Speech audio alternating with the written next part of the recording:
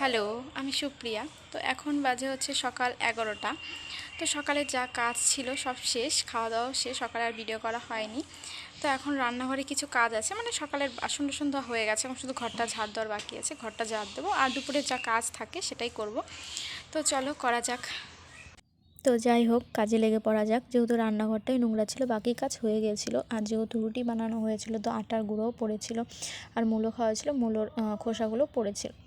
তো যাই হোক, ভালো করে আমি ঝাড় দিয়ে তারপরে এক জায়গায় জড়ো করে তারপরে ফেলে দেবো। আর যদি বারান্দাতে নিয়ে যেত অনেকটুকু জায়গা ঝাড় দিতে হবে, দরকার কি, ওইখানে জড়ো করে রেখেছিলাম। পর কিছুক্ষণ পরে আমি মানে নোংরাগুলো ফেলে দিয়েছিলাম। আর বাজার থেকে এনেছিল কপি, তো কপি দিয়ে আলু দিয়ে আজকে ঝোল করব। আর এনেছে হচ্ছে রুই মাছ।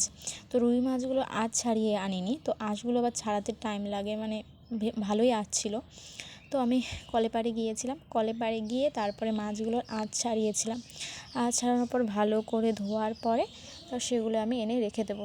তারপরে আমার আদার্স অনেক কাজ ছিল, সেগুলো করতে হবে। তো তাড়াতাড়ি করে মাছগুলো ধোয়া শেষ, আমার মাছগুলো ধুয়ে নিয়ে তারপরে হচ্ছে আবার হচ্ছে কপি আছে, ওগুলো আবার কাটতে হবে, কপি আলু, আবার আলু সেদ্ধ বসাতে হবে।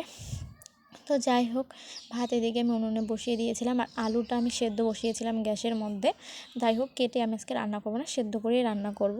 প্রথমে ভেবেছিলাম কেটে রান্না করার কথা, তারপরে ভাবলাম না, সেদ্ধ করে রান্না করি। এদিকে ভাত হয়ে গেছে। তারপরে হচ্ছে লঙ্কা, পেঁয়াজ, জিরে, এটা আমি মানে বাটনাতে বেটে নিয়েছিলাম। তারপরে হচ্ছে বেগুন দিয়ে আলু দিয়ে কী করা যায়, ভাবলাম যে ভাজাই করে ফেলি। যাই হোক, তারপরে হচ্ছে লঙ্কা, জিরে, পেঁয়াজ যা দিয়ে আর কি বেগুন আলুটা ভেজে নেব ভালো করে, কারণ বেগুন আলুই ভাজবো। বাড়িতে মানে অন্য কোনো সবজি তেমন ছিল না, সিম ছিল, সিমটা খেতে খুব একটা এখন আর ভালো লাগছে না। তো বেগুন দিয়ে আলু দিয়ে ভাজাটা করলাম। তারপরে আমার খেয়ালই ছিল না যে মাছ আমি মানে ধুয়ে রেখেছি। তারপর এটা ভাজার পরে মনে পড়লো, মা আমি তো মাছ ভাজিই নি। তারপরে আমি হলুদ লবণ মেখে নিয়ে তারপরে মাছগুলো ভেজে নিয়েছিলাম। আর কড়াইটা একটু কালো হয়ে গেছে, মানে আমি কড়াইটা আরেকটু গরম হতো, মানে গরম হওয়ার আগে আমি তেল দিয়ে দিয়েছিলাম, তাই একটু সবজিটা লেগে গিয়েছিলো। যাই হোক, পরে ঠিক হয়ে গেছে। তারপর মাছটা ভেজে নিলাম লাল করে। তারপর সেই মানে কড়াই তেল দেওয়ার পরে দিয়ে দিয়েছিলাম একটু জিরে ফোড়ন, তারপরে দিয়ে দিয়েছি পেঁয়াজ। পেঁয়াজ দেওয়ার পরে একটু হালকা লাল হয়ে আসার পরে দিয়ে দিয়েছিলাম আলুগুলো সেদ্ধ করে ছুলে নিয়েছিলাম। মানে তখন মানে তাড়াহুড়োর মধ্যে, তো সেটা আর ভিডিও করিনি। তো লবণ হলুদ দেওয়ার পরে হালকা করে ভেজে নেব। ভেজে নেওয়ার পরে তারপরে হচ্ছে আমি গরম জলে কপিগুলো দিয়েছিলাম, একটু দিয়ে দিলে গরম জল দিলে ভালো হয়। তো সেটা দেওয়ার পরে সেখান থেকে মানে ছেঁকে তুলে নেওয়ার পর সেই কপিগুলো দিয়ে দিলাম আলু ভাজার মধ্যে। তো একসঙ্গে মিক্স করে অনেকক্ষণ ভাজবো। তারপরে যে বাটনাতে যে লঙ্কা, পেঁয়াজ যা যা বেটেছিলাম সেটা দিয়ে দেবো। দেওয়ার পরে হচ্ছে ভালো করে একটু কষিয়ে তারপরে দিয়ে দেবো জল। জল দিয়ে এদিকে জাল হতে থাক। আমার আবার বাইরের দিকে মানে ঘরের মধ্যে যেহেতু বাসন হয়েছে, অনেকগুলো রান্না করেছি, তো সেগুলো ধুতে হবে। সেগুলো ধোয়ার জন্য আমি কলে পাড়ে চলে গেছি। কলে পাড়ে গিয়ে যে বাসনগুলো ধোবো, আর কিছু পেঁয়াজ টেয়াজ সব কেটেছি, খোসা এগুলো আবার ফেলে দিতে হবে। জঙ্গলে নিয়ে আমরা কলে পাড়ে ফেললে মানে ওই জায়গাটা আবার বেশি নোংরা হয়ে যায়, তো সেখানে আর ফেলবো না, আর ফেললেও মা বকা দেয়, তাই আর ফেলি না। তো যাই হোক, আমি আমাদের ঘরের পেছনে, রান্নাঘরের পেছনে জায়গাটাতে আমি ফেলে দিয়ে আসলাম। ফেলে দিয়ে আসার পর এখন বাসনগুলো মানে মেজে তারপরে ধোবো। ধোয়ার পরে মোটর চালাতে গিয়েছিলাম, মানে আমার খেয়ালই ছিল না মোটর চালানোর কথা। তারপরে আমি মোটরটা চালিয়ে নিয়েছিলাম। মোটর চালানোর পরে তারপরে বাসনগুলো ধোয়ার পরে, যেহেতু আমাদের কলের পাড়টাতে মনে হয় শ্যাওলা দেখে মনে হচ্ছে যে না নোংরা, কিন্তু নোংরা না, কারণ আমি দিনে 2-3 বার ঝাড় দিয়ে দিই। আর তার মধ্যে মানে বেড়ার সাইডে গাছ আছে, গাছের পাতাগুলো খুব পড়ে, মানে নোংরাই দেখা যায়। যাই হোক, তবুও পরিষ্কার যতটা পারি রাখার চেষ্টা করি কলের পাড়, কিন্তু দেখে মনে হয় যে নোংরা, কিন্তু অতটাও নোংরা নয়। তো যাই হোক, এদিকে আমার বাসন ধোয়া কমপ্লিট। বাসন ধোয়ার পরে আবার হচ্ছে আমার উঠোনের কাজ, মানে উঠোনে আবার আছে মানে অনেক কাপড় চোপড়, সেগুলো আবার তুলতে হবে। এদিকে মাছ ভাজাগুলো দিয়ে দেবো ঝোলের মধ্যে।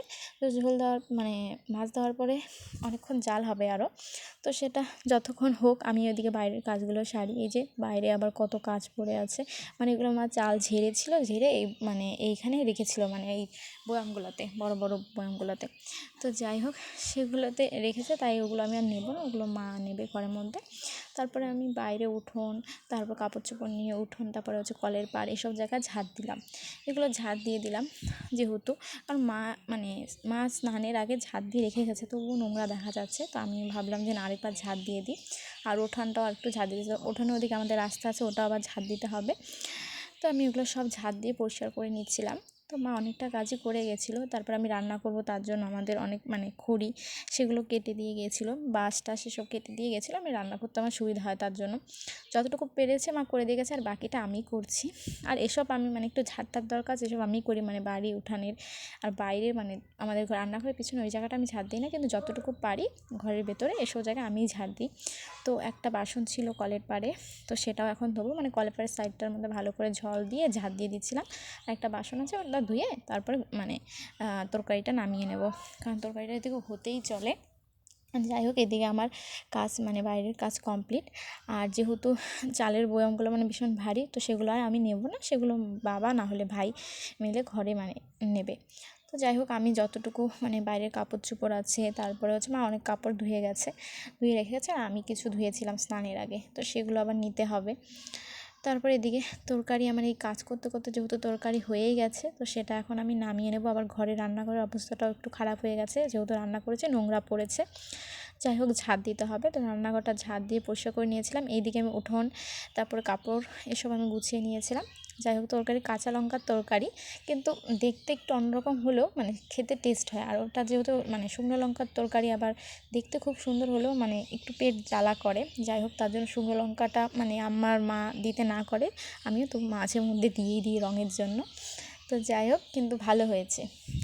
তারপরে এখন আমি যে জলের বোতলগুলো ভরবো, তারপরে যেহেতু আমি এসব নোংরার কাজ করলাম, তখন হাত মুখ ধোবো।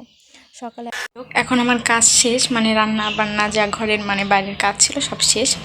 এখন শুধু খাওয়া দাওয়াটা বাকি আছে, কিন্তু আমাদের বাড়ির মানুষ এক একজন এক এক দিকে, কেউ খেতে, কেউ ভাই আবার গেছে খেলতে। তো আসবে, তারপরে খাবো, একা আমি খাই না সচরাচর। তো ওরা আসুক, তারপরে ওরা এলেই খাবো। তো যাই হোক, এখন একটু বসে বসে মোবাইল দেখবো, ওরা এলেই খাবো। তারপর মা সবাইকে খাওয়া দিয়ে দিয়েছিল, পর আমিও খেয়েছিলাম, অল্পই খেয়েছিলাম, খিদে পাচ্ছিল না। তো যাই হোক, তারপরে খাওয়ার পরে আমি এসেছিলাম একটু আমাদের ঘরের পেছনে ঘুরতে, হাঁটতে এসেছিলাম। তো যাই হোক, আজকে ব্লগটুকু এইটুকুই। তো তোমাদের যদি ভালো লাগে লাইক, কমেন্ট, শেয়ার, সাবস্ক্রাইব করে দিও। পরবর্তী ভিডিওতে দেখা হচ্ছে, বাই।